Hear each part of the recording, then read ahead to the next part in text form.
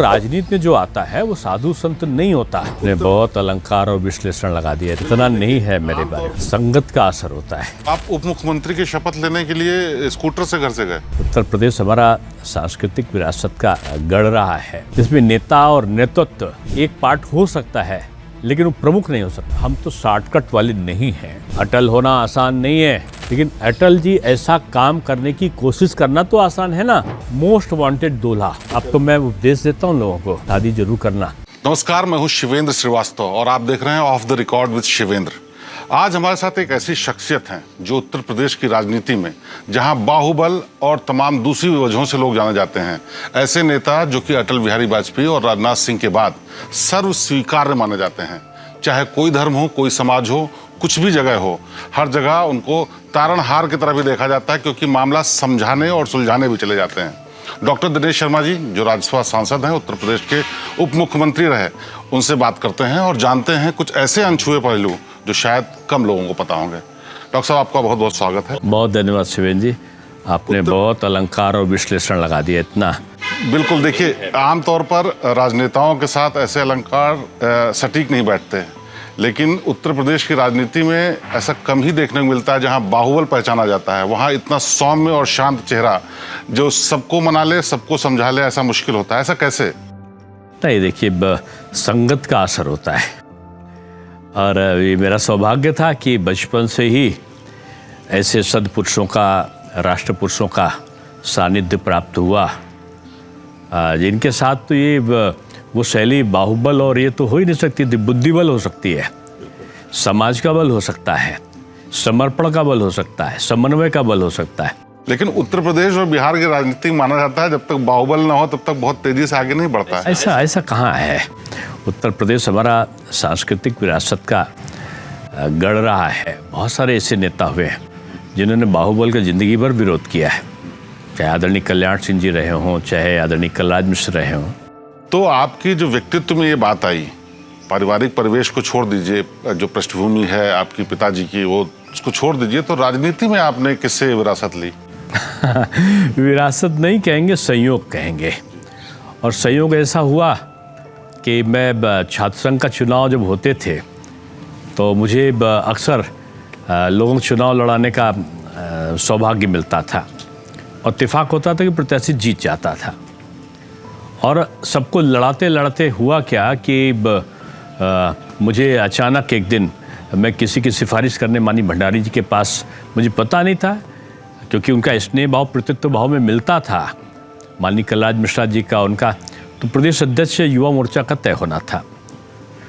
तो मुझे किसी और ने कहा कि आप उस व्यक्ति की सिफारिश कर दीजिए, आपको माननीय कलराज मिश्रा जी भी मानते हैं और भंडारी जी मानते हैं।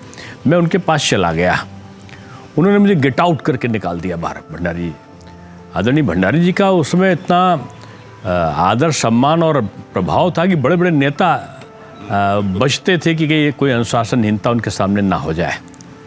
तो मेरे आंखों में आंसू आ गए, मैं घर जाने लगा। तो उन्होंने सॉरी कहा, हालांकि कि बाद में मुझे नहीं पता था कि मीटिंग के बीच में नहीं जाना चाहिए। तो बाद में दूसरे दिन आदरणीय कलराज जी का आया कि आपको प्रेस कॉन्फ्रेंस में मेरी प्रेस नोट तैयार करना है, आ जाइए। अब मैंने कहा नहीं आऊँगा मैं पार्टी में, तो लेकिन उनका आदेश मानना मेरे लिए था, मैं उनका बहुत सम्मान करता था। मैं गया तो उल्टे मुझे ही घोषित कर दिया। बाद में पता चला कि आदरणीय भंडारी जी के दिमाग में मुझे युवा मोर्चा अध्यक्ष बनाने का था, आदरणीय कलराज जी का मन में मुझे ही था। तो आप करने सिफारिश किसी और की गए थे और आपको ही अध्यक्ष बना दिया गया। इसीलिए कहते हैं ना कि बीजेपी दूसरे दलों से थोड़ा भिन्न है। हाँ, इसका ताजा उदाहरण तो देखने को मिला, पिछले महीनों से चल रहा था, इसका नाम, उसका नाम, तमाम ऐसे नेताओं का नाम चल रहा था जो लग भी रहा था कि संभावित रूप से उत्तर प्रदेश के अध्यक्ष हो सकते हैं। देखिए, बीजेपी के बारे में एक है, बोलते हैं ना कि सपा में कौन अध्यक्ष होगा, तो निकालेंगे कि सपा में कौन पदाधिकारी बनेगा, सांसद बनेगा, तो एक परिवार विशेष के बीच में लोग निकाल लेते हैं। बहुजन समाज पार्टी में कौन सिरमौर होगा, तो कोई भतीजा या कोई भाई निकल आएगा। कांग्रेस में कौन होगा, तो गांधी परिवार का या उसके सहयोग का कोई होगा। बीजेपी में कौन होगा, ये कयास अब तो ना बीजेपी का कार्यकर्ता ही लगा सकता है, ना नेता लगा सकता है, ना पत्रकार लगा सकता है। नहीं, ये बात तो बिल्कुल सही। और वो कोई ना कोई बनता हो, सब खुशी से उसको। आखिरी क्षण तक बीजेपी में नहीं पता चलता। ताजा उदाहरण हरियाणा का, मध्य प्रदेश का, या गोवा का, या ताजा पंकज चौधरी जी का देखिए। हाँ, मेरा उदाहरण था। आपका उदाहरण? मैं घर में आके सो गया जी। सुबह तक का हम लोगों ने टिकट वितरण की कोर कमेटी में था दिल्ली में, और मैं 11-12 बजे पहुंचा लखनऊ। रात भर जागा था, जाके सो गया। 3:30 बजे मेरी श्रीमती जी मुझे जगाती हैं, कहती हैं कि मानी रामलाल जी का फ़ोन आया है। वो संगठन महामंत्री थे। मैं प्रणाम करके बोल रहा था, उनका अरे भाई आप आइए, आपको 2017 की बात कर रहे हैं? उप मुख्यमंत्री का। अब मेरे पास, मैं गली में रहता था, अभी भी रहता हूँ गली में, उसी मकान में जहाँ पिताजी रहते थे। तो वहाँ पे तो कार नहीं जा सकती, तो स्कूटर ही थी मेरे पास। तो मैं स्कूटर से भागा भागा जल्दी से गया, तो पता चला 4:30 बज गया और 4 बजे पहुँचना था। तो लोग कुछ और निकालने लगे कि दिनेश शर्मा ने। अरे जब मुझे 3:30 बजे पता ही चला कि 4 बजे पहुँचना है, और रास्ता था 45-40 मिनट का रास्ता ही, उसके कारण जो ट्रैफिक जाम के कारण, तो बाद में मैं पहुंच। आपका घर भी पुराने लखनऊ में है, तो आप उप मुख्यमंत्री की शपथ लेने के लिए स्कूटर से घर से गए? मैं स्कूटर से गया था। आपके जीवन में शुरुआत में बड़ा संघर्षमय रहा, और अटल बिहारी वाजपेयी, चूंकि उनका जिक्र होना भी बहुत ज़रूरी है, उनका जन्म शताब्दी वर्ष है, और ऐसे में बहुत बार पहले भी बात होती रही है कि आप बड़ा सानिध्य रहा, बड़ा करीबी रही है, बड़ा आशीर्वाद रहा, और उन्होंने एक बार आपके लिए भविष्यवाणी भी कर दी थी। तो क्या थी वो भविष्यवाणी? वो बोलते थे, मैं अपने आप को इसमें देखता हूँ, और बहुत सारे अलंकार अब उसको कह के अच्छा नहीं होता, लेकिन अटल जी मुझे पुत्रवत मानते थे। मैं कभी कभी धृष्टता कर देता था कि वो सो भी रहे तब भी मैं चला जाता था। 1-2 बार तो सो रहे तो मैं जगा के बात किया।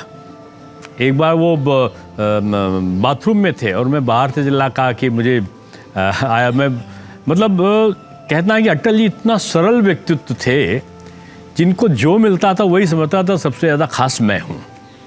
आप पूरे लखनऊ में पता करोगे तो हर आदमी कहेगा सबसे। जी बिल्कुल, आपके ऊपर। लेकिन उन्होंने मुझे जो प्यार दिया उसका मैं वर्णन शब्दों में नहीं कर सकता। कई जगह जाते थे तो साथ ले जाते थे। तो क्या वैसा प्यार जो था, अटल जी का प्यार था, उसके बाद किसी और नेता से मिला? क्योंकि अब वो उस तरीके की राजनीति भी नहीं दिखती और उस तरह का प्रेम भी नहीं दिखता। नहीं, ऐसा नहीं है। भाजपा में बहुत सारे लोग हैं, लेकिन अटल जी का जो प्रतित्व भाव का स्नेह था ना, तो उसको किसी नेता से आप तुलना नहीं कर सकते। मुझे तो सभी का प्यार मिला। आदरणीय कल्याण सिंह जी मुझे बहुत चाहते थे, और जो चाहना क्या, कलराज मिश्रा जी तो मेरे अभिभावक के तुल्य थे और हैं। लालजी टंडन जी भी बिल्कुल मेरे पिताजी को बड़ा भाई मानते थे, तो इस नाते मुझे भी घर की परिवार की तरह मानते थे। 3-4 दिन में अगर ना बात करूं, उनका फ़ोन आता था, यार नाराज़ हो क्या तुम? अरे बेटा तुम नाराज़ मत हुआ करो, आओ मैं बताता हूँ। तो ये भाव आदरणीय राजनाथ जी में भी ये बहुत स्नेह भाव रहता है। तो मैं कह सकता हूँ वैसा नहीं भी, वो पीढ़ी अभी चल रही है। 2017 में जब आप उप मुख्यमंत्री बने, जैसे बताया आपने कि आपको भी अंदेशा नहीं था, अंदाजा नहीं था कि ऐसा होगा, और आप किसी सदन के सदस्य भी नहीं थे, तो वो किसका प्रेम था कि अचानक से आपको बुला के उप मुख्यमंत्री बनाया? मैं आज भी खोज रहा हूँ, लेकिन यही बीजेपी है। सामूहिकता का निर्णय, कार्यकर्ता को उचित समय उचित काम को दिया जाना। आप देखते हो ना, जिस दिन मैं उप मुख्यमंत्री नहीं रहा, मेरा शपथ ग्रहण जब दूसरी बार हुआ, तो मैं दूसरे दिन से फिर दौरा करने लगा।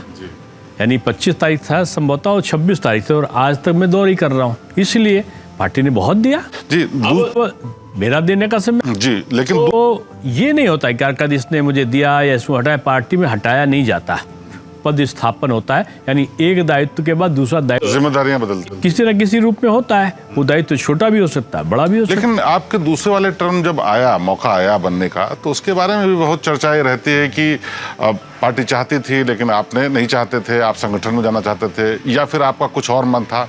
क्या थी अब देखिए, ये तो पार्टी का विषय है, और जाहिर सी बात है कि जो राजनीति में आता है तो सभी दृष्टिकोणों से अपनी पसंद और नापसंद उसमें समाहित होती हैं। लेकिन पार्टी के नेताओं का स्नेह और प्यार मुझ में यथावत बना रहा। ये मेरे लिए एक उपलब्धि के तौर पर रहा, और मुझे कभी भी एहसास नहीं हुआ आज तक, जब से मैं उपाध्यक्ष से और आज तक की कड़ी कि मैं कभी खाली रहा हूँ। मैं खाली रहता ही नहीं हूँ।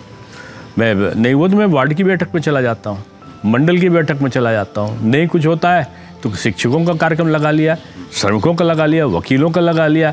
नहीं कुछ मिला तो प्रवचन ही करने लगता हूँ। तो साधु संतों के साथ प्रवचन हो जाता है। अभी भरत यात्रा में मैं मंदाकिनी में था, चित्रकूट के घाट पे पूज्य नतगोपाल दास जी की जो भरत यात्रा निकलती, तो तीसरे दिन में जगन्नाथपुरी में कौशल्या जी का श्राद्ध और दशरथ जी का श्राद्ध करने का वो दिन होता है। भगवान जगन्नाथ जो है वो राम जी के स्वरूप में आके श्राद्ध करते हैं वहाँ पे, तो उसका कार्यक्रम था तो मैं वहाँ पर प्रवचन करने लगा। नहीं, लेकिन आज की राजनीति तो कुछ ऐसा है कि ये जो आप अलग अलग कार्यक्रमों में जा करके और भी धार्मिक और सामाजिक कार्य करते हैं, उसकी बजाय जहां आपको जाना चाहिए वहां कम जाते हैं और उसी का शायद फायदा दूसरे लोगों को होता है। खूब पार्टी में जाता हूँ, मेरी ना किसी से दोस्ती ना किसी से बैर।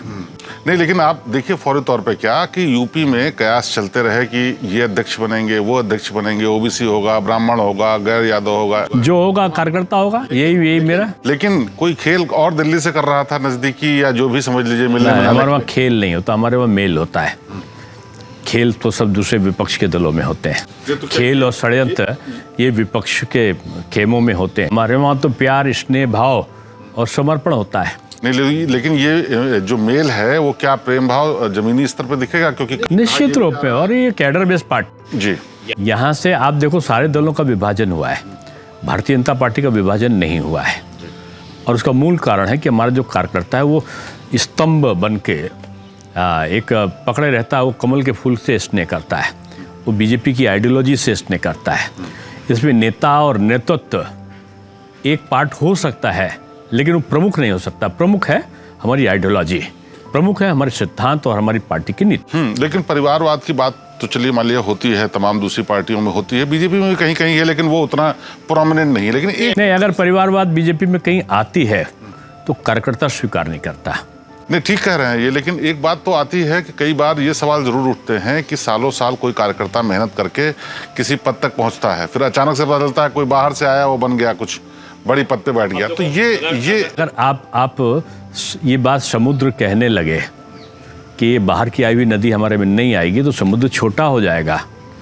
समुद्र बड़ा तभी है जब तक उसमें आके तमाम नदियां, बाहर से आए हुए बात, जपा एक समुद्र है, इसमें तमाम नदियां आएंगी लेकिन बनेंगी वो पानी एक साथ। बाहर के आए हुए लोगों की बात नहीं है, ये अंदर ही है। आप एग्जाम्पल देखिए मोहन यादव जी का, नायब सिंह सैनी जी का देखिए, इसी तरीके से ऐसे कि नहीं कार्यकर्ता रहे भाई, ये हमारे कार्यकर्ता कर्मठ कार्यकर्ता रहे, ये लोग कार्यकर्ता रहे, बाहर के कहाँ से आ गए? बाहर के नहीं है ये, लेकिन वह पार्टी के अंदर ये आवाज उठती है कि हम इतने दिनों से प्रोमिनेंट थे और अचानक नहीं, ये बीजेपी में आपने चूं भी कहीं सुना? गुजरात का पूरा मंत्रिमंडल बदल के दूसरे लोग आ गए, तो वो हटाए नहीं गए थे, वो दायित्व परिवर्तन था। आज जो लोग उससे मुक्त हुए वो संगठन में काम देख रहे हैं।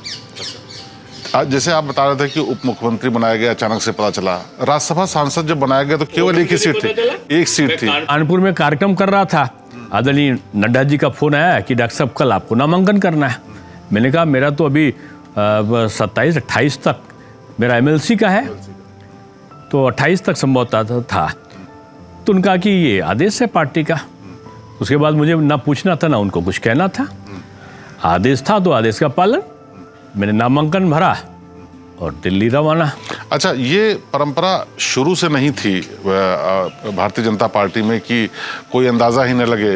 ये हाल के पिछले 10-12 वर्षों मोदी जी नहीं, ऐसा नहीं है, ऐसा नहीं है।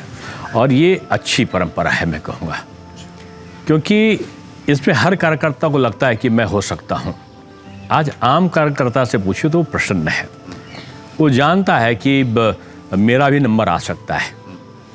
अब कोई एक ही अगर पैर पसार के बैठ जाएगा तो दूसरों में थोड़ा सा हलचल तो होगा ही। बिल्कुल ठीक कह रहे हैं, लेकिन कई बार इसके फायदे भी होते हैं। जैसे एक बड़ा व्यापक मैसेज गया कि किसी भी कार्यकर्ता को मौका मिल सकता है, सब तन मन धन से लगे रहते हैं। लेकिन कई बार एक तरीके से लगता है जैसे कि कोई नुकसान हो गया, इमेज डिस्ट्रॉय हो गई, जैसे दिल्ली। चले आप अगर आप, मैं समझ रहा हूँ आप शिवराज, नहीं शिवराज जी की बात नहीं कर रहा हूँ, सबसे अच्छा कृषि शिवराज जी की बात मैं, मेरे बारे में अगर आप कह रहे हो तो मैं आज राज्यसभा में और ज़्यादा। मैं शिवराज जी की और आपकी दोनों की बात नहीं कर रहा हूँ, ये बात हो रही है दिल्ली की, जहाँ बैठे हुए हैं। दिल्ली की मुख्यमंत्री को लेकर तमाम सवाल उठते हैं, उनकी कॉम्पिटेंसी को लेकर, उनकी प्रेजेंस को लेकर। एक भी है आज वो सब में सबसे ज़्यादा लोकप्रिय हैं, सारे नेता मिलके उनको आगे बढ़ा रहे हैं। लेकिन बाकी जगहों के मुख्यमंत्री जो हैं उनको लेकर के इतने सवाल नहीं उठते जितने उनकी समझ या उनकी। नहीं, कभी नहीं। सफलतम मुख्यमंत्री जिन्होंने दिल्ली को, जिसको कहना चाहिए, जमुना जी की सफाई का अभियान सफलता के साथ शुरू किया है, ट्रैफिक को सफलता के साथ कंट्रोल किया है, कूड़े के निस्तारण की प्रक्रिया को शुरू कर दिया है, जिन्होंने सारे पार्टी के मंत्रियों को एक सूत्र में बांध कर रखा है, जिनकी ज़बरदस्त ब्यूरोक्रेसी पर पकड़ है। आज लोग कहते हैं कि इतनी कम समय में कहाँ से खोज कर ले आए। आज वो महिला नेतृत्वकर्ता के रूप में एक मूल कार्यकर्ता बनी, जो पार्षद थी, आज मुख्यमंत्री हैं। यानी ये बीजेपी में ही होता है, कांग्रेस में नहीं हो सकता कि एक पार्षद डायरेक्ट बन जाएंगे मुख्यमंत्री, नहीं हो सकता है। ये केवल बीजेपी में हो सकता है। चलिए, ये तो ठीक कह रहे हैं कि केवल बीजेपी में हो सकता है और ये एक्सपेरिमेंट बहुत हद तक फायदे में भी रहा, लेकिन कुछ एक्सपेरिमेंट खराब भी रहे और किनारे होने के बाद लोग गायब हुए, जैसे किरण बेदी जी थी यहाँ पर। नहीं, तो आप कैसे कह सकते हो? वो सांसद भी लड़ी, उसके बाद 4-5 साल वो राज्यपाल भी रही हैं। अब उनका भी एक एज होता है ना। आप क्या समझते हो कि जिंदगी भर सब लोग उसी एनर्जी से काम करते रहेंगे? नहीं, ये तो उम्मीद तमाम लोग भी करते हैं, वोटर्स हों चाहे सपोर्टर्स हों, ये उम्मीद करते हैं कि जैसे मोदी जी इस उम्र में इतना ताकत से काम कर रहे हैं, वैसे ही उनके साथ। मोदी जी को मैं कहूँगा मानव नहीं महामानव है, और मोदी जी ऐसा आप शताब्दियों में नहीं होने वाला। मोदी जी में कभी कभी मैं बड़ा ध्यान, मैंने उनके साथ बहुत काम किया है। जब वो युवा मोर्चे के मेरे प्रभारी थे, मैं प्रदेश का अध्यक्ष था, वो राष्ट्रीय पदाधिकारी थे और जो मोर्चों के वो प्रभारी थे। मैंने संगठनिक तौर पर काम किया। उसके बाद जब मैं महापौर बना तो कई कार्यक्रम गुजरात में गांधीनगर में उनके सानिध्य में मेयर कॉन्फ्रेंसेस में मुझे करने का अवसर मिला, और उसके बाद मैं उसमें रहा जब गुजरात का प्रभारी राष्ट्रीय उपाध्यक्ष के तौर पर, तो बहुत निकट से मुझे देखने का अवसर मिला। और अब राज्यसभा में हूँ। अब छोटी सी बात को कहूँगा कि प्रधानमंत्री का बोझ है, कभी भोज की पॉलिटिक्स है उनके वहाँ कभी नहीं हुई, शायद पहला भोज था, लेकिन वो भोज को भी उन्होंने पार्टी का कार्यक्रम का कार्यकर्ता वाला मिलन कर दिया। हर टेबल पे एक मिनिस्टर और बाकी सारे लोकसभा और राज्यसभा के सांसद। खाना के टेबल पे बैठ गए 6 बजे और आएगा 8 बजे खाना, और तब तक 2 घंटा उनको विभिन्न विषयों का पहले पता था कि किन किन विषयों पर उनको आपस में डिस्कशन करना है, कौन कौन सी प्रॉब्लम्स आ रही, कौन कौन से नए नए इनिशिएटिव आए हैं, गवर्नमेंट किन क्षेत्रों में काम कर रही है, वैदेशिक नीति क्या है, अध्यात्म में भी हो गया। यानी 2 घंटे का सत्संग जो राज्यसभा वाले लोकसभा को नहीं जान रहे थे, जो लोकसभा वाले राज्यसभा को नहीं जान रहे थे, जो मंत्री से इंटरेक्शन नहीं कर रहे थे, हो गया। बाद में खाना खाया और चल दिए। यानी आप खाना खाने में भी आपने एक संदेश दिया। नहीं तो इसी को तो विपक्ष के तमाम लोग ये कहते हैं कि 24 घंटे काम तो करते हैं, लेकिन 24 घंटे बीजेपी चुनाव मोड में रहती है ना। चुनाव मोड में नहीं, जनता के काम में रहती है। इस शब्द को अगर वो इस तरह कहें कि जैसे वो सब पिकनिक मोड में रहते हैं और बीजेपी के नेता भी कार्यकर्ता काम के मोड में रहता है, दोनों में अंतर है ना। अच्छा, चलिए, मोदी जी तो खैर आपने कह ही दिया महामानव हैं। आपको वो पोटेंशियल, मोदी जी जैसी पोटेंशियल क्या योगी आदित्यनाथ जी में दिखती है? देखिए, मैं तुलना किसी की नहीं कह सकता। जैसे मैंने पहले कहा कि मैंने आदरणीय प्रधानमंत्री जी में कभी मैं देखता हूँ जब वो गंभीर होते हैं, चिंतन करते हुए, तो लगता है अटल जी हैं। कभी वो दृढ़ता से निर्णय लेते हुए देखते हैं, अरे ये तो अडवाणी जी हैं।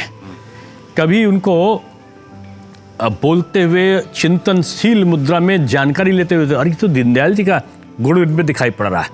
जो सर्वगुण संपन्न होकर दिखाई पड़ता है तो कहते हैं तो मोदी जी है। हर व्यक्ति की अपनी कार्यशैली और कार्य करने का तरीका है। योगी जी का अपना तरीका है, अमित शाह जी का एक दृढ़तापूर्वक दृढ़ निश्चयी काम करने का है, योगी जी का एग्रेसिव होकर काम करने का है, राजनाथ जी का शांत स्वभाव से काम करने का है, गडकरी जी का एक प्रोग्रेसिव नेचर में तुरंत निरंतरता के साथ काम करते रहने का है, तो जोशी जी का, मुरली मनोहर जोशी जी का विद्वतापूर्ण रहा है। नहीं, लेकिन बहुत बार चर्चा ये होती है कि शायद योगी आदित्यनाथ जी विकल्प है मोदी जी का, चर्चा होती है। और ये यहाँ मैं एक ही लाइन में इसका सब जवाब दूंगा कि बीजेपी में सब एक दूसरे के पूरक है, ये विकल्प शब्द बीजेपी में है ही नहीं। अच्छा, एक बार आपके ही साथ में उप मुख्यमंत्री रहे केशव मौर्य जी ने कहा कि संगठन बड़ा होता है, सरकार नहीं। आप क्या मानते हैं? नहीं, देखो इसको लोगों ने कैसे देखो क्या होता है ना कि आप एक चीज़ का विश्लेषण अपने अपने तरीके से कर सकते हैं। केशव मौर्य जी एक पार्टी के समर्पित कार्यकर्ता, निचले स्तर के कार्यकर्ता वो रहे हैं, जो उन्होंने शुरुआत करी निचले स्तर के कार्यकर्ता से, और संगठन का महत्व बीजेपी में सर्वोपरि है। संगठन के जो निर्णय होते हैं वो सब मानते हैं।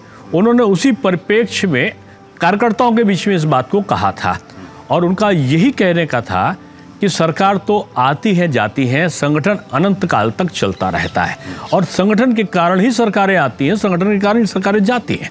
संगठन अगर मजबूत है, यानी सरकार का और संगठन का जोश और कार्यकर्ता का, या यूँ कहें कि संगठन और बीजेपी के कार्यकर्ता का जो संबंध होता है वो डंडा और झंडा का होता है। डंडा हमारा संगठन पार्टी या पार्टी का नेतृत्व है, जिसमें माननीय मुख्यमंत्री जी, प्रदेश अध्यक्ष, राष्ट्रीय अध्यक्ष, प्रधानमंत्री हैं, ये नेतृत्व वो डंडा है। और झंडा कौन है? ये कार्यकर्ता है। कार्यकर्ता यानी जो झंडा और डंडे का संबंध है, ये झंडा जो है हमारा नेतृत्व है और डंडा हमारा कार्यकर्ता है। अगर डंडा दाएं या बाएं होता है तो झंडा ऊपर या नीचे होता है। यानी नेतृत्व का मूल जो है वो कार्यकर्ता है, वो डंडे की तरह खड़ा रहता है, और उस कार्यकर्ता के कारण वो झंडे की तरह हमारा जो नेतृत्व है वो आह्लाद भी करता है, नेतृत्व भी करता है, संवाद भी करता है, और जनता के हितों का रक्षण भी करता है। बिल्कुल, लेकिन जैसा बीजेपी के बारे में कहा जाता है कि वो लगातार कुछ न कुछ रणनीति ऐसी रखते हैं जिससे कि आगे की स्ट्रेटजी के तहत कैसे जीतें या कैसे अपना वर्चस्व कायम रखें। लेकिन बार बार सवाल ये भी उठता है कि संगठन और यूपी सरकार के बीच में समन्वय, जैसे पंकज चौधरी की बात अभी आई तो कहा जाता है दिल्ली के आदमी हैं, ये योगी जी से बने। ऐसा है, पंकज चौधरी जनता के आदमी हैं, जो 6-7-8 बार मैं समझता हूँ शायद जीते, 6-7 बार जीता है। तो 7 बार जो व्यक्ति जीता उसमें गुण का क्या अभाव होगा? क्या उसमें कार्यकर्ता भाव भी होगा, उसमें नेतृत्व भाव भी होगा, और दोनों का समावेशित करके उसका एक सबसे बड़ा गुण है उनका, वो है विनम्र भाव। जो 3 गुणों से संपन्न है, वो केवल और केवल आज तक किसी ने पंकज चौधरी को जोर से बोलते हुए नहीं देखा होगा। पंकज जी मेरे मित्र भी रहे, मेरे साथ उन्होंने काम भी किया है जब मैं यूथ में था, और मैं समझता हूँ कि कार्यकर्ताओं को एकत्रित करने का उनमें अद्भुत क्षमता और गुण है, और उसके कारण वो अपराजित भाव में जीतते आए हैं। अच्छा, एक बात और चल रही थी कि इस बार उत्तर प्रदेश में शायद ब्राह्मण चेहरा सवर्ण होगा, इसलिए क्योंकि 2016 से लेकर के ओबीसी चेहरे को ही उन्होंने नेतृत्व दिया संगठन में। क्या आपको लगता है कि जैसे बीच में बात उठी थी कि ब्राह्मण नाराज है सरकार से, या वहाँ पर सजाती चर्चा उठी कि सजाती लोग सपोर्ट किया, रहा विपक्ष लगातार उठाता है इस बात को, ऐसे में ब्राह्मण चेहरा न दे करके फिर से ओबीसी चेहरा देना क्या कोई रणनीति का हिस्सा है? ये चेहरा के विहीन है क्या? जितने हमारे वहाँ सारे संगठन में बड़े बड़े दायित्व तो उनके पास हैं, 2-2, 3-3 महामंत्री, 2 महामंत्री हैं, उपाध्यक्ष हैं, उप मुख्यमंत्री हैं, हम लोग राज्यसभा में हैं, कौन सा चेहरा चाहिए? इसमें बीजेपी में वो चमकता दमकता चेहरा नहीं, परिश्रम से युक्त कार्यकर्ता भाव वाला चेहरा होता है, और जाति के आधार पर बीजेपी की संरचना नहीं है। जाति विहीन संरचना पर आधारित नीतियों और सिद्धांतों में हमारे संगठन की संरचना छुपी हुई है, और उसी गुण के कारण आज ये कांग्रेस, ये सपा, ये बसपा, ये माकपा, ये बाकपा, ये आप, ये पाप, ये कोई सामना बीजेपी का नहीं कर सकते। चलिए ठीक है, बात ठीक कह रहे हैं आप राजनीति की बात में आते हैं तो एक बात और, जिसे आपको बगैर किसी सदन का सदस्य होते हुए उप मुख्यमंत्री बनाया गया, उसके बाद राज्यसभा भेजा गया, अब किस तरह का एलिवेशन पार्टी में आप देखते हैं? खुद के लिए क्या समझते हैं? क्या ना मैं खुद का देखना मेरा थोड़ी काम है। खुद का जो जिसने अभी तक देखा है वही देख रहा है सबका, मेरा नहीं। सबका देखता है वो बिल्कुल, लेकिन कई बार बड़े बड़े पदों के लिए आपके नाम की लगातार चर्चा चलती है, अभी भी राष्ट्रीय अध्यक्ष की जगह बाकी है। हम तो शॉर्टकट वाले नहीं हैं। हम ज़मीनी स्तर पर हम लोगों ने काम किया। मैंने अपने हाथ से पोस्टर चिपकाए हैं, अपने हाथ से सीढ़ी लेकर रात को गेरू से मैंने वॉल राइटिंग भी करी है। तो मेरे लिए छोटा और बड़ा काम कोई भी नहीं है। मैंने भंडारी जी, अडवाणी जी, कुशाभाऊ ठाकरे जी, प्रमोद महाजन जी से लेकर मैंने सभी, राजमाता जी, डॉक्टर जोशी जी अभी अब हैं, सबके सानिध्य में काम करने का अवसर मुझे मिला कम उम्र में। चलिए, ये तो राजनीति की बात हो गई। कुछ चीज़ें आपके व्यक्तिगत जीवन को लेकर के भी लोगों के मन में ख्याल आता है। आपने बहुत बाद में शादी की, ये फैसला था ही नहीं, या आप यूँ कहो कि शादी ही क्यों की, क्योंकि मैं शादी तो नहीं करने के लिए विचार बना पाया था। और मेरा जीवन था, मैं जो जिस जीवन को आप कहो कि व्यवस्थित, या दूसरे शब्दों में आपके मेरे शब्दों में तो वो व्यवस्थित था, आप अगर उसको उच्चारित करोगे तो कहोगे अव्यवस्थित था। ज़मीन पे मैं सोता था 2010 तक। मैं एक चटाई अगर बिछा लेता था, अगर कभी बहुत जाड़ा पड़ा तो मैं तख्त पे लेटता था। ना एयर कंडीशन, ना कूलर। कूलर तो मेरे जो घर में काम करते थे उनके लिए कूलर था, लेकिन मैं तो उषा का फ़ैन था टेबल का, उसको लगा लेता था। गर्मी बहुत आती थी तो पानी छिड़का और ज़मीन पे सो जाता था। और सुबह 4 बजे उठना, वो क्रम आज भी मेरा है। सुबह पूजा करना, योग करना, रात को 10 बजे के आसपास फ़ोन को ऑफ नहीं करना, साइलेंट करके अपने जो शाम की, रात की पूजा वगैरह करके सो जाना 11 बजे तक का उसके। तो ये नियम हमारा एक कठिन जीवन पहले से बना था और पूरा समय समाज के लिए होता था किसी न किसी रूप में। तो मुझको लगता था कि ये जो प्रचारक सा भाव है, क्योंकि मैं प्रभावित होता था माननीय अटल जी को देखकर। जब अटल जी को लोग बोलते थे अटल जी आपने विवाह नहीं किया, तो अटल जी खूब हंसते थे और कहते थे कि सबके लिए होना बड़ा कठिन है। तो मैंने एक दिन उन्होंने कहा कि किसी ने, भगवती शुक्ला जी यहाँ के अध्यक्ष थे, उनका माननीय अटल जी ये भी आप ही की तरह है, लेकिन क्या करता है मेरी तरह क्या है?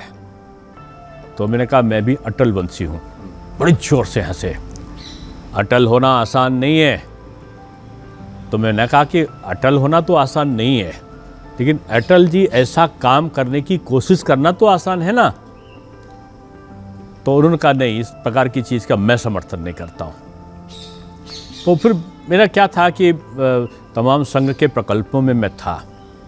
मैं विद्या भारती में मैं रहा मानी भाई जी के साथ, मैं विपिन जी के साथ सेवा भारती में रहा, मैं अधीश जी के साथ मैंने विश्वमत केंद्र की शुरुआती की थी, मानी वीरेश्वर जी के साथ राष्ट्र धर्म में और तमाम उसमें रहा। मैं शिक्षण मंडल में धर्मपाल जी के साथ मैं शिक्षण मंडल का संयोजक था।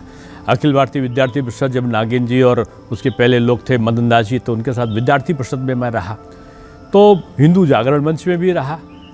तो मैं इतने प्रकल्पों में संघ के जो पत्रिका थी, तो उस 2-3 पत्रिकाओं का भी संपादक मैं रहा। भाऊराव सेवानाथ ट्रस्ट में भी रहा, माधव सेवा आश्रम में भी रहा, प्रकृति भारती में भी रहा। तो उन सारे संघ के प्रकल्पों में दिन भर मैं संघ के कार्यों और उनके संबंधित लोगों के। तो क्या आपको उसकी वजह से मौका नहीं मिला, या विचार जो था नहीं? आप 4 बजे उनको सबको अकेले काम करते देखता था, तो मुझको लगता था ये तो तपस्वी लोग हैं। आदरणीय स्वांत रंजन जी बहुत बड़े पदाधिकारी हैं, बहुत पूजनीय हैं मेरे लिए। तो MSc टॉप करके आए थे। डॉक्टर वार्ष्णेय साहब, अशोक वार्ष्णेय साहब MBBS डॉक्टर थे और PhD करके शायद आए थे, और ऐसे लोग प्रचारक बन गए थे। तो मैं भाई जी को देखता था, ब्रह्मदेव शर्मा जी को, कोई निश्चल भाव, केवल समाज की सेवा में संकल्पना में कैसे क्या हो जाए जिससे लोगों का हित हो जाए। आश्रम बना दो, PGI में लोग ठहरते हैं। तो ये फिर विचार कैसे आया कि अब नहीं, अब आप? मेरी माँ की तबीयत खराब हुआ और मेरे पिताजी एक कार्यक्रम कराते थे कि 1 तारीख को सब लोग गेट टुगेदर होता था, तो पूरा परिवार के लोग आते थे, सब अपनी शिकायत करना।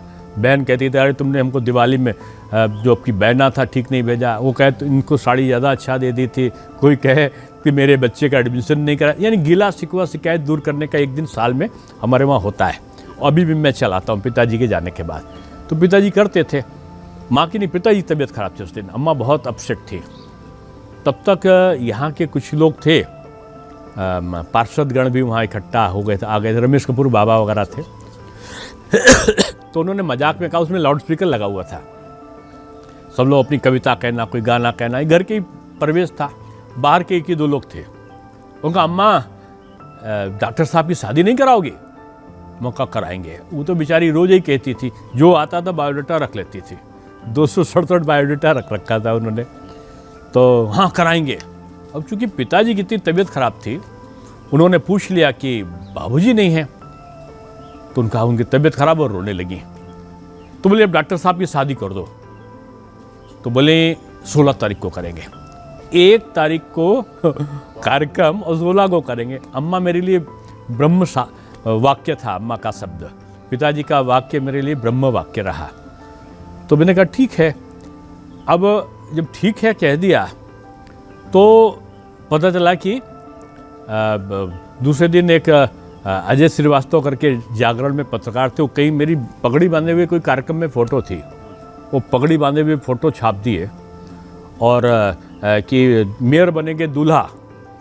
एक उसमें समझता हिंदुस्तान में था, या इनमें सुधीर मिश्रा जी थे, आजकल संपादक हैं।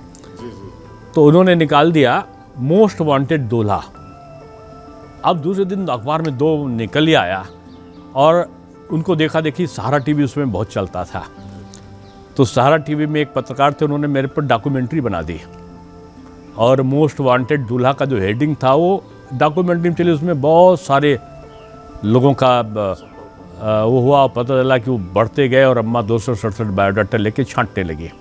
6 बायोडाटा छांटे गए, घर वालों ने, भाई बहनों ने मिलकर 6 छांटे। एक डॉक्टर, एक IAS थी, एक IPS थी, एक जज थी, एक IIM अहमदाबाद में उसमें कार्यरत थी मेरी धर्मपत्नी जो जिनसे हुआ है, और एक पॉलिटिशियन थे जो संभवतः मेयर और सांसद दोनों साथ हो गए थे। ऐसे 6 छाटे और पर्ची लुटाई गई। अब उस समय क्या था कि मैंने किसी से कहा था, किसी पार्टी की वरिष्ठ नेता थी, मैं बहुत सम्मानित थी, हमारी उनकी मृत्यु हो गई है, तो वो हमसे कहती दिनेश शादी कर, तू जब शादी करेगा मुझे बताना, मैंने तेरे लिए देख रखा है। तो मैंने कहा बहन जी जब करूँगा तो आपसे पूछूंगा। तो मेरा मन था कि मैं उनसे वो जहाँ कहें वहीं करूँ, लेकिन ये हुआ कि 30 साल के बाद जन्मपत्री नहीं मिलाई जाती। वो मेरे वहाँ प्रचलित था कि जो इष्ट देव होते, मंदिर होते हैं, वहाँ पर्ची लुटा देते हैं नाम की, जिनके प्रस्ताव होते हैं, और जो घर के बुजुर्ग माता पिता उठा लेते हैं वही शादी हो जाती है। तो 267 पे छठी 6 और 6 को पर्ची लुटी। अम्मा ने उठाया, वहीं जहाँ शादी हुई वही उठी। पिताजी को बहुत अनकॉन्शियस से थे, उनका हाथ आगे करके तो वो भी उठाई, तो वो भी निकली। अब मेरा था कि माँ ने उठाई, पिता ने भी उठाई। फिर एक बार मन हुआ कि कहीं जहाँ और का, तो घर वाले बोले नहीं भाई ये तो डेमोक्रेटिक सिस्टम नहीं है। सारे लोग मिल गए, तो भाई बहन, बहनोई, भाभी, ये सब मिल के 15 लोग हुए। अम्मा और पिताजी को मिला के चाचा भी हुए हैं, चाची भी आई। 15 लोगों ने पर्ची उठाई। 13 वही उठी जहाँ मेरी शादी हुई, और जहाँ शादी होने को थी वहाँ पर्ची नहीं उठी। अच्छा। और बाकी जो है सब। क्या कहीं और आप करना चाहते थे?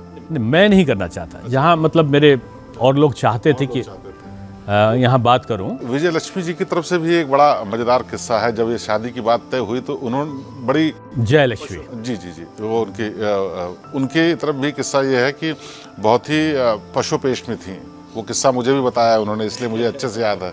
उन्होंने भगवान के मंदिर में, साईं बाबा के मंदिर में जा कर के उनके सामने पूछा जाके क्या मुझे करनी चाहिए, तो उनको भी इशारा हुआ।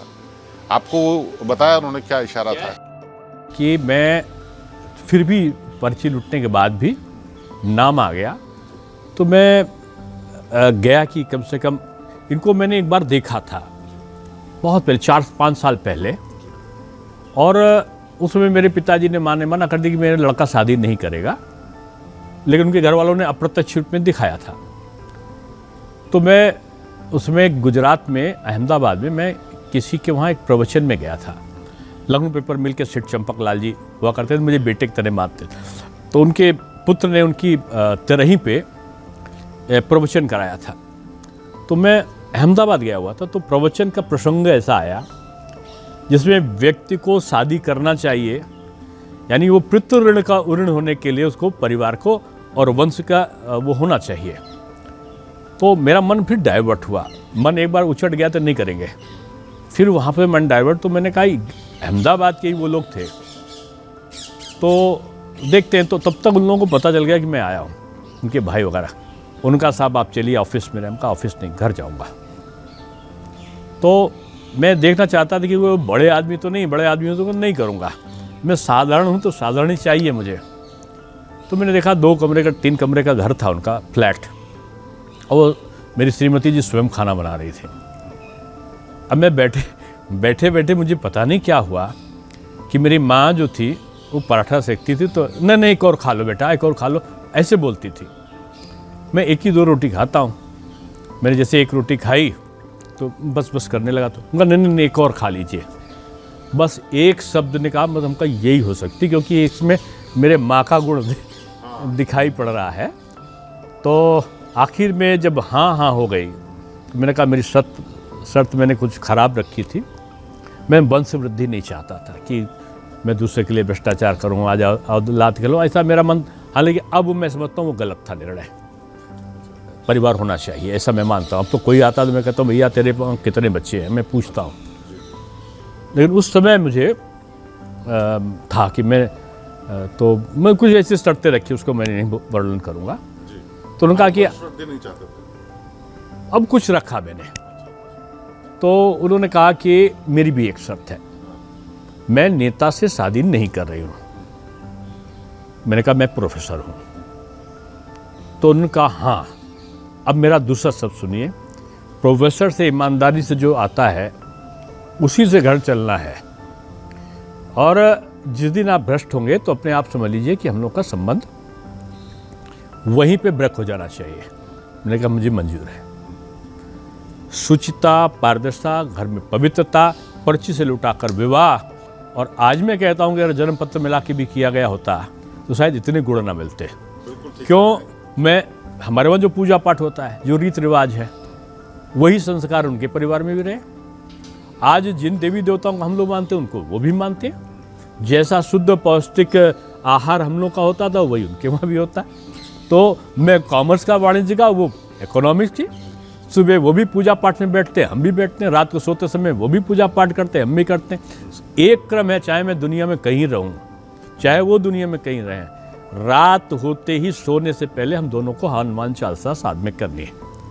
एक नियम अभी तक का ब्रेक नहीं हुआ। तो हर रोज आप पत्नी के साथ हनुमान चालीसा करते हैं? हनुमान चालीसा, और ज़्यादा तनाव में हुआ तो फिर बजरंग बाण होता है। अच्छा, तो यानी आपने कुंडली तो नहीं मिलाई, लेकिन सांसारिक गुण सारे मिलाए? हाँ, निश्चित रूप में।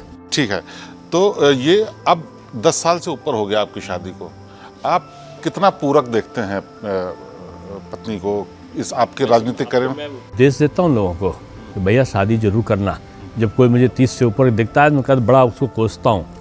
मिलने वाले दिन में 1000-1500 लोग आते होंगे मुझे, मैं पहले पूछता हूँ लड़के की उम्र क्या हो गई, ये 25 हो गए, शादी क्यों नहीं किया इसकी। पहले तो डांटता हूँ, क्योंकि ये जीवन के संस्कार है ना, ये पीढ़ियों को चलाते हैं। और पीढ़ियों में चलाने में अगर ऋषि मुनि भी अगर गृहस्थ नहीं होते तो अच्छे संस्कार वाला कहाँ से आता। आज अच्छे लोग जो है, जो गृहस्थ नहीं होते, तो वो अच्छे लोगों की पीढ़ी समाप्त हो जा रही है। और अब जिस तरीके से पहले तो 2 पे आए थे, अब 1 पे बच्चे पे आए लोग। मैं दूसरा प्रवृत्ति मानता हूँ। लोग कहते थे 7 जन्म का साथ है, अब तो 7 दिन में तलाक होने लगा। और मैंने तो राज्यसभा में क्वेश्चन उठाया। तो क्या ये तलाक की वजहों से आप कहते हैं कि परिवार में बच्चे जरूर होने चाहिए, या होना चाहिए पति पत्नी का? नहीं, देखो चूल्हा है ना, अमेरिका का रिसर्च अब कह रहा है कि घर में चूल्हा सिस्टम होना चाहिए, परिवार को जोड़ता है। ये पिज्जा आ गया, ये बर्गर आ गया, बाजार से आ गया, पति भी काम कर रहा, पत्नी भी काम कर रही, पति पत्नी का संवाद नहीं हो रहा, सास और बहू का संवाद नहीं हो रहा। ये परिवार के विखंडन के कारण है। और परिवार को जोड़ने का कारण क्या है ना, कि 30 त्योहार पर्व हम क्यों मनाते थे? सब मिलते थे, हंसते थे, बोलते थे। हम घर का चूल्हा क्यों रखते थे? कोई सास जी ने एक सब्जी बना दी, एक बहू ने बना दी, कुछ नंद ले आई, आपस में मिल जाते थे, खुशी होती थी, परिवार बैठता था।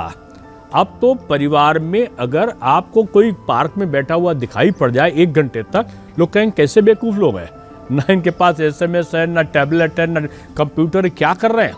इस कंप्यूटर ने और मोबाइल ने जीवन की उन शांतियों को कहीं ना कहीं छीनने का काम किया। मैं इनके उपयोगिता को चैलेंज नहीं कर रहा हूँ, उपयोगी हैं, लेकिन इन्होंने व्यक्ति को दास बना लिया।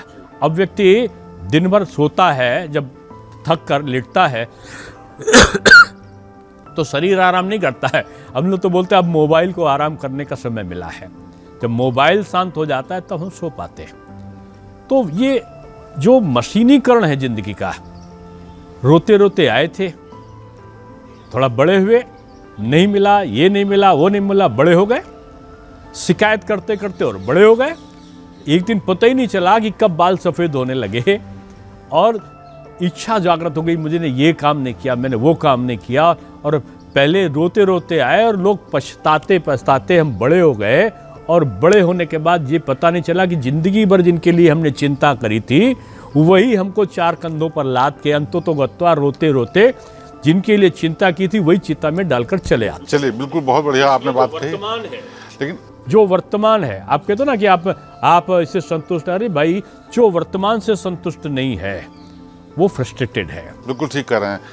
लेकिन डॉक्टर साहब, आप ये बताइए कि आपने जो बातें कही बहुत सही और बहुत अच्छी कही। इस उम्र में, राजनीति के इस पड़ाव में, आपको क्या लगता है कि आपको क्या अभी और ऐसा करना था जो अभी नहीं कर पाए? मैं केवल यही कर रहा हूँ, मैं आज वर्तमान में अच्छा करूँगा, यही मेरी जिज्ञासा होती। जो वर्तमान में अच्छा करता है, वर्तमान से संतुष्ट होता है, भविष्य उसकी प्रतीक्षा करता है।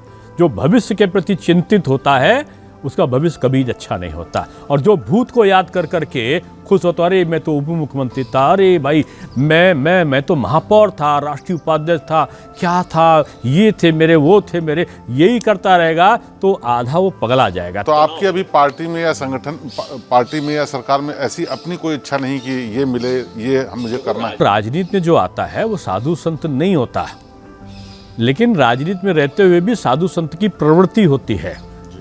तमाम लोगों में नहीं हो, लेकिन कुछ लोगों में होती है।